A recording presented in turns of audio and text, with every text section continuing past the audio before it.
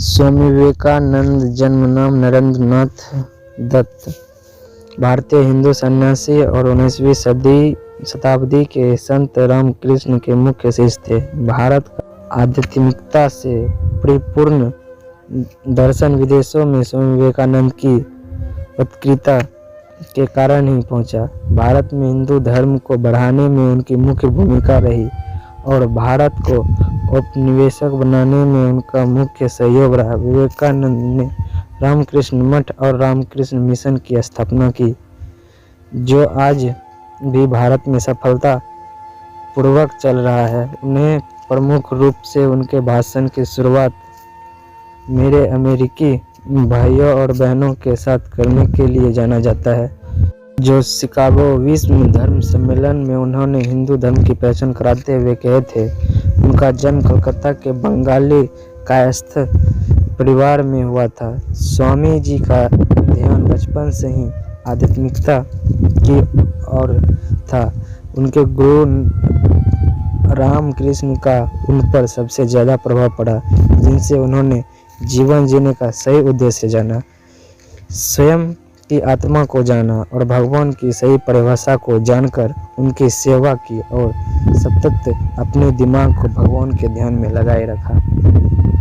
रामकृष्ण की मृत्यु के पश्चात विवेकानंद विस्तृत रूप से भारतीय उपमहाद्वीप की यात्रा और ब्रिटिश कालीन भारत में लोगों की परिस्थितियों को जाना। उसे समझा बाद में उन्होंने यूनाइटेड स्टेट की यात्रा, जहां उन्होंने 1893 में विश्व धर्म सम्मेलन में भारतीयों के हिंदू धर्म का प्रतिनिधित्व किया। विवेकानंद ने यूरोप, इंग्लैंड और यूनाइटेड स्टेट में हिंदू शास्त्र की 100 से भी अधिक सामाजिक और वैदिक क्लासेस ली और भाषण भी दिए। भारत में विवेकानंद एक देशभक्त संत के नाम से जाने जाते हैं और उनका जन्म राष्ट्रीय युवा दिन के रूप में मनाया जाता है। प्रारंभिक जीवन, जन्म और बचपन। स्वामी विवेकानंद का जन्म नरेंद्र नाथ दत्त के नाम से 12 जनवरी 1863 को मकर संक्रांति के समय उनके पैतृक घर कलकत्ता के गौरमोहन मुखर्जी स्ट्रीट में हुआ, जो ब्रिटिश कालीन भारत की राजधानी थी। उनका परिवार एक पारंपरिक कार्यस्थ परिवार था। विवेकानंद के 9 भाई बहन थे। उनके पिता विश्वनाथ दत्त कलकत्ता हाई कोर्ट के वकील थे। दुर्गा चरण दत्त, जो नरेंद्र के दादा थे, वे संस्कृत और पारसी के विद्वान थे, जिन्होंने 25 साल की उम्र में अपना परिवार और घर छोड़कर एक सन्यासी का जीवन स्वीकार कर लिया था। उनकी माता भुवनेश्वरी देवी एक देवभक्त गृहिणी थी। स्वामी जी के माता और पिता के अच्छे संस्कारों और अच्छी परवरिश के कारण स्वामी जी के जीवन को एक अच्छा आकार और एक उच्च कोटि की सूझ मिली। युवा दिनों से ही उनमें आध्यात्मिकता के क्षेत्र में रुचि थी। वे हमेशा भगवान की तस्वीरों जैसे शिव, राम और सीता के सामने ध्यान लगाकर साधना करते थे। साधुओं और सन्यासियों की बातें उन्हें हमेशा प्रेरित करती रही। नरेंद्र बचपन से ही बहुत शरारती और कुशल बालक थे। उनके माता पिता को कई बार उन्हें संभालने और समझाने में परेशानी होती थी। उनकी माता हमेशा कहती थी कि मैंने शिवजी से एक पुत्र की प्रार्थना की थी और उन्होंने तो मुझे एक शैतान ही दे दिया।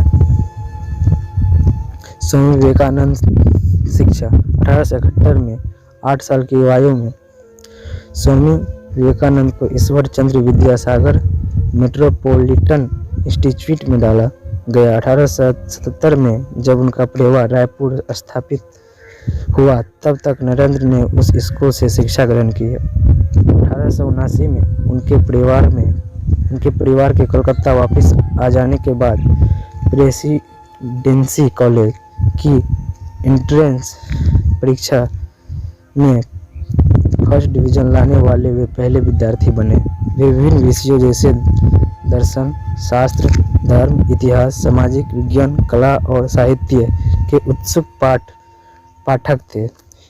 हिंदू धर्म ग्रंथों में भी उनकी बहुत रुचि थी, जैसे वेद, उपनिषद, भगवत गीता, रामायण, महाभारत और पुराण। नरेंद्र भारतीय भारतीय पारंपरिक संगीत में निपुण थे और हमेशा शारीरिक योग, खेल और सभी गतिविधियों में सहभागी होते थे। नरेंद्र ने पश्चिमी जीवन और यूरोपियन इतिहास की पढ़ाई जनरल अंसेबली इंस्टीट्यूट से कर रखी थी। 1881 में उन्होंने ललित कला की परीक्षा पास की और 1884 में कला स्नातक की डिग्री पूरी की।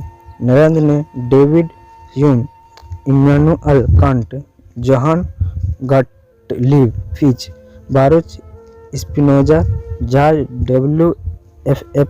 Hegel, Arthur Schopenhauer, Auguste Comte, John Stuart Mill और डार्विन के कामों का भी अभ्यास रखा था। वे हर्बर्ट स्पेनर्स के विकास सिद्धांत से मंत्रमुग्ध हो गए थे और उन्हीं के समान वे बनाना चाहते थे। उन्होंने स्पेनसर की शिक्षा किताब को बंगाली में भी परिभाषित किया। जब वे पश्चिमी दर्शन शास्त्रियों का अभ्यास कर रहे थे तब उन्होंने संस्कृत ग्रंथों और बंगाली साहित्यों को भी पढ़ा। विलियम हस्ती, जनरल अंसेबली संस्था के अध्यक्ष, ने ये लिखा कि नरेंद्र सच में बहुत होशियार है। मैंने कई यात्राएं की, बहुत दूर तक गया, लेकिन और जर्मन विश्वविद्यालय के दर्शन शास्त्र के विद्यार्थी को भी कभी नरेंद्र के दिमाग और कुशलता के आगे नहीं जा सके। कुछ लोग नरेंद्र को श्रुतिधरा, भयंकर स्मरण शक्ति वाला व्यक्ति कहकर बुलाते थे। रामकृष्ण के साथ 1881 में नरेंद्र पहली बार रामकृष्ण से मिले, जिन्होंने नरेंद्र के पिता की मृत्यु पश्चात मुख्य रूप से नरेंद्र पर आध्यात्मिकता प्रकाश डाला। जब विलियम हस्ती जनरल अंसेबली संस्था में विलियम वर्ड्सवर्थ की कविता पैटर्न पर भाषण दे रहे थे, तब नरेंद्र ने अपने आप को रामकृष्ण से परिचित करवाया था। जब वे कविता के एक शब्द ट्रेंस का मतलब समझा रहे थे, तब उन्होंने अपने विद्यार्थियों से कहा कि वे इसका मतलब जानने के लिए दक्षिणेश्वर में स्थित रामकृष्ण से मिले।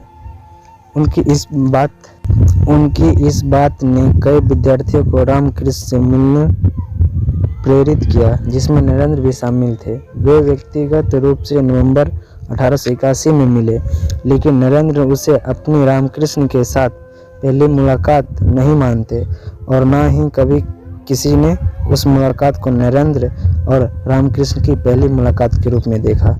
उस समय नरेंद्र अपनी आने वाली F.A. ललित कला परीक्षा की तैयारी कर रहे थे। जब रामकृष्ण को सुरेंद्र नाथ मित्र के घर अपना भाषण देने जाना था, तब उन्होंने नरेंद्र को अपने साथ ही रखा।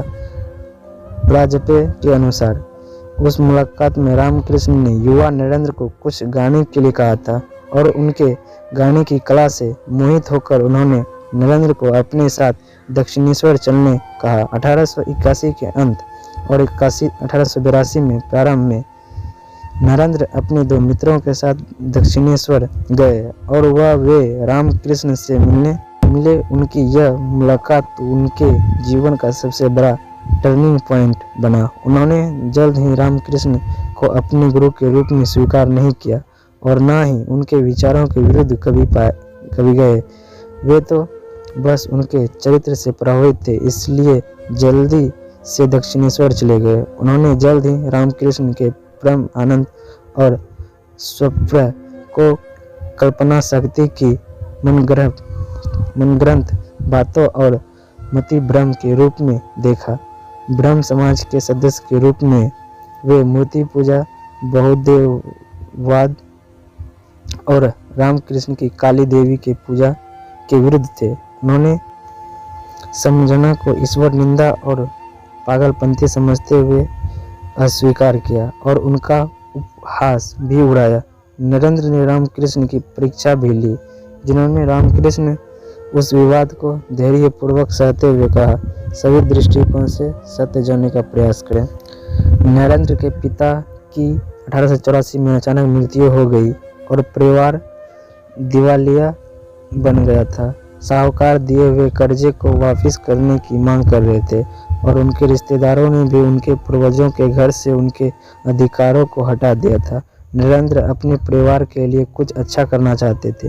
वे अपने महाविद्यालय के सबसे गरीब विद्यार्थी बन चुके थे। असफलतापूर्वक वे कोई काम ढूंढने में लग गए और भगवान के अस्तित्व का प्रश्न उनके सामने निर्मित हुआ। जहां रामकृष्ण के पास उन्हें तसल्ली मिली और उन्होंने दक्षिणेश्वर जाना बढ़ा दिया। एक दिन नरेंद्र ने रामकृष्ण से उनके परिवार के आर्थिक भलाई के लिए काली माता से प्रार्थना करने कहा और रामकृष्ण की सलाह से वे 3 बार मंदिर गए, लेकिन वे हर बार उन्हें जिसकी जरूरत है वो मांगने में असफल हुए और उन्होंने खुद को सच्चाई के मार्ग पर लेने जाने और लोगों की भलाई करने की प्रार्थना की। उस समय पहली बार नरेंद्र ने भगवान की अनुभूति की थी और उसी समय से नरेंद्र ने रामकृष्ण को अपना गुरु मान लिया था।